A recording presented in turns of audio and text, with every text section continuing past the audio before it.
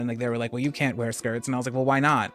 You know, it's like my inner being was like, there's nothing wrong with this, especially if I look cuter than any girl does. Like, what's the problem? Like, what's the issue? And that's exactly how I apply it to myself to these days in the way that I present, like in my, you know, in my feminine regalia. You know, I've always been a feminine being, and like, that's just like how I, you know, I best express myself. But I'm like, listen, I'm out all the time, you know, and like, I'm killing a dress and no one else is. Like, the girls in the room are not doing it. Like, they don't look cute. They're not dressed to any nines. So DL Hughley just came out swinging at Magic Johnson's son, EJ, and this situation is turning messy fast. If you haven't been keeping up, EJ has been getting called out left and right for weeks after saying he looks better than every woman in the room, and also claiming he doesn't want to date gay men. That combo alone had people raising eyebrows everywhere. Now, it's not just one group upset. Women are calling him out hard. Gay influencers are speaking up, and DL jumped in with his own take, basically asking, why is every Hollywood kid coming out as trans? Percentage of Hollywood kids are trans. Like, how many celebrities have trans kids? It's new. It's not a thing that was going on just a few. It was rare. That's right. He even questioned if it's coincidence or something deeper going on, which only made things louder online. This whole thing really blew up after EJ sat down with Carlos King for an interview that had social media going crazy, and not in a good way. During that talk, EJ said he told his parents, Magic and Cookie, to stop calling him he, man, and even son, which caught a lot of people off guard. But even I told them on my birthday, in June, that I was like, we're not doing he, we're not doing man, we're not doing gay.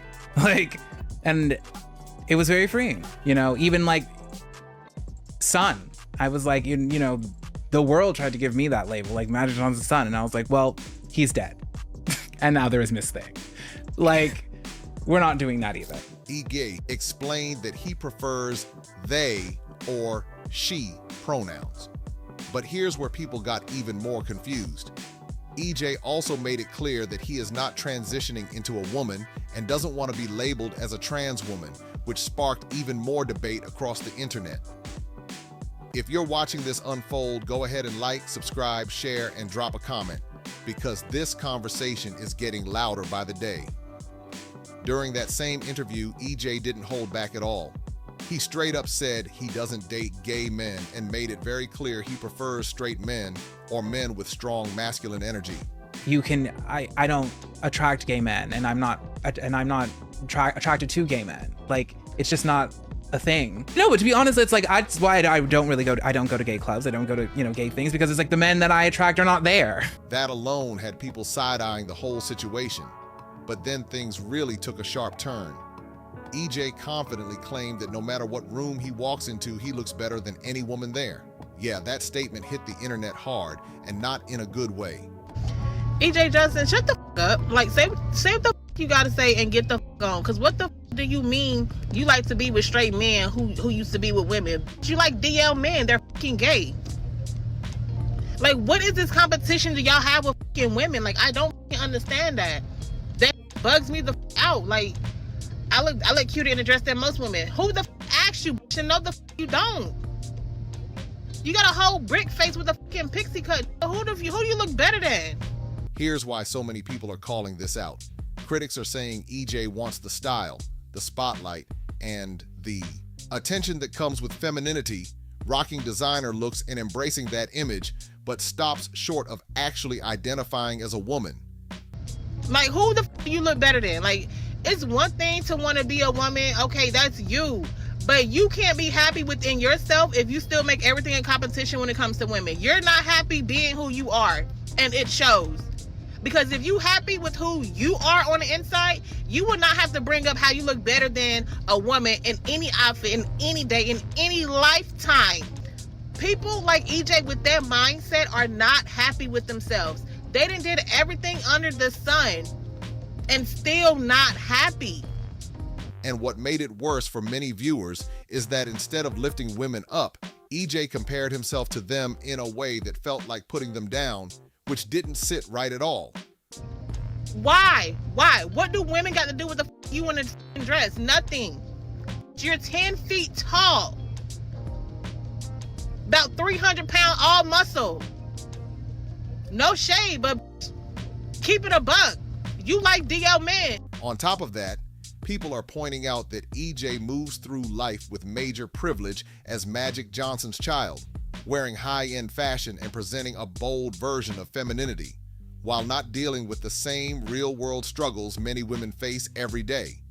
Meanwhile, women everywhere are still pushing for equal pay, dealing with bias, and handling the everyday realities that come with being a woman, which is why this whole situation has people talking nonstop. If you wear a size 27 shoe and you 7'5" with a 7-foot wingspan from fingertip to fingertip, I don't care how much makeup you put on. I don't care how many expensive dresses you put on. I don't care what type of heels you put on them 27 size shoe feet. I don't care how prissy you are. You cannot clear a woman on her worst day. EJ basically came off like, I can do this better than you, but don't call me a woman. And that's where a lot of people started raising serious sawal. To many viewers, it feels like EJ is treating womanhood like something you can put on and take off, enjoying the fashion, the glam, and the attention, but stepping away from the identity and the real-life struggles that come with it. You cannot clear the blueprint of what you're trying to be, EJ Johnson. I don't know if y'all saw that, where he was talking about how he doesn't attract straight men. He doesn't attract gay men. He only attracts straight men. And that every time he walks into a room, he always looks better than all the women in there. And he gets like all the men or whatever, they're all attracted to him, I guess. And he just clears all the women because they never look good. They don't look as good as he does. And when you say you look better than women, while also refusing to actually identify as one, people are calling that out heavy. Some critics even described it as disrespectful, saying it crosses a line and sends the wrong message. As expected, the internet lit up fast, and people were not holding back. And it's like, you know what, no shade, but clearly, and what's funny is that I think that he actually believes the lies that he tells himself. EJ, baby, you're still a man. I know you like dresses and makeup, and I know you like pretty things. I do too. But you're still a man. So if a man is sleeping with you or wants to sleep with you or wants to have a romantic relationship or connection with you, he's gay, honey. You don't attract straight men. One user on X wrote, "The way, y'all don't say nothing when gay men ish on women daily, but want people to watch their tone about a big-foot oversized crossdresser." Another person said, "Nah, because gay men are highly disrespectful towards women and it's not discussed enough." And someone else added, "He's so delusional, it's not even funny. No, sir. You don't look better than any woman in a skirt. You big 6'4". He not even passing for a trans. Also, y'all owe Nene Leakes an apology. Because when she did that interview with Madison, and she said the same thing. She said, well, if somebody sleeps with you and somebody sleeps with me, they're not straight. And y'all called her all kinds of names, right? Because you understand the delusion now. EJ Johnson and Madison both said that men that sleep with them are straight. And Nene just asked the question, and people came at her. But see how you do, black women? When black women say something, you try to tear us down. But now that the men are saying it, you're like, oh yeah, I get that. Those reactions came in strong, and they show just how divided people are over EJ's comments. But it wasn't only women speaking up. Others from different communities also found what EJ said offensive, pushing this conversation even further into the spotlight. It's not just outside voices either. Even people in the queer community are speaking up and saying they don't claim EJ's take on this. Popular gay influencer Landon Romano called him out directly, accusing EJ of competing with women and even labeling his comments as delusional for always claiming he's the best looking person in the room. Why are you trying to add layers of confusion to things and then trying to gaslight us? But see, they be in competition with women. Now everybody understands that there's a difference between women and men, right? Because now you're seeing. EJ just said the quiet part out loud. He said what people don't usually say. He sat there, he said it. He said he's better than any woman that he's ever seen. He looks better than any woman that he ever seen. So again, he differentiated between women and men at that moment. But see, people try to gaslight us. Then Bobby Lights, a well-known gay reality star, jumped in and took aim at EJ's whole aesthetic. He said EJ comes off like a Republican white woman, which definitely stirred even more reactions online. Bobby didn't stop there either. He wrote, "No, girl. The reason you feel unaccepted in the gay community is because you walk around thinking you are a Republican white woman in her mid-40s with a vegan, gluten-free chip on your shoulder."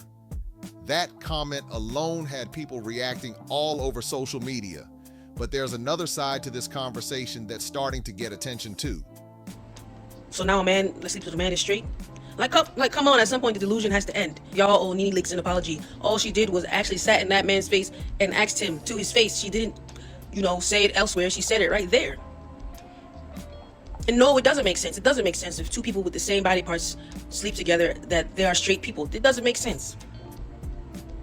But y'all see it now that men are saying it.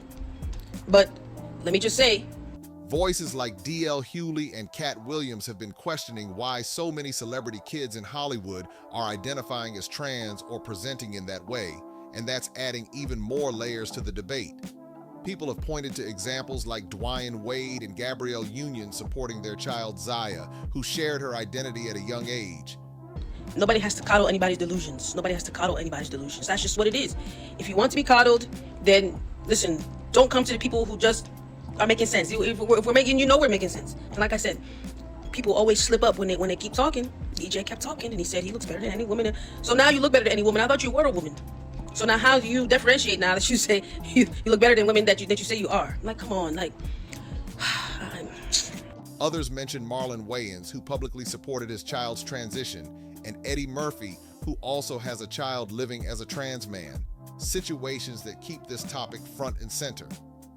Then you've got more big names being brought into the conversation. Elon Musk, Robert De Niro, Jamie Lee Curtis, and Charlize Theron, all mentioned in discussions about having transgender daughters. On top of that, Angelina Jolie's daughter. Shiloh and one of Megan Fox's sons have been described as non-binary or gender non-conforming, which keeps adding fuel to the public debate. In the music world, people point to Cher and Sade, who both have transgender sons, while Jennifer Lopez's child Emmy identifies as non-binary. Quiet as it's kept, E.J. Johnson is just a product of his mother. He is his mother's son. And if those of you who know what the fuck I mean when I say that. Because his mother stalked the fuck out of Magic Johnson. Was the ultimate pick-me. Literally begged that man to be with her. He has no really good, examples or people to look up to when it comes to relationships, when it comes to self-esteem, when it comes to self-love. And more recently, Jennifer Garner and Ben Affleck's child, Finn, who was formerly known as Serafina, also shared a non-binary identity, which got a lot of attention online. Now, with all these examples, different theories have been floating around, and some of them are pretty controversial.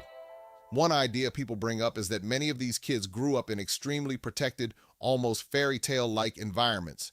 So when real-life challenges hit during puberty, it became overwhelming. According to this view, changing identity can feel like a way to slow things down or take control during a confusing time. Another theory people discuss is something called social contagion, where tight-knit groups influence each other. Because, I'm sorry, both of his parents are f***ed up human beings. They are both weirdos. I need y'all to understand, and then him growing up in Hollywood, which is already weird within itself, that community of people is already on some weird, they have really good PR, but Magic Johnson was a horrible man. And he settled down because he had no other choice. And I think her name. The idea is that when one person opens up about their identity, others in the same circle may feel more comfortable exploring their own, which some interpret as group influence rather than purely individual experience. Then there are claims from critics who say factors like family dynamics, emotional distance, or even privilege might play a role in how these situations unfold. These perspectives are debated heavily, and not everyone agrees with them, but they continue to circulate as this conversation keeps getting louder online.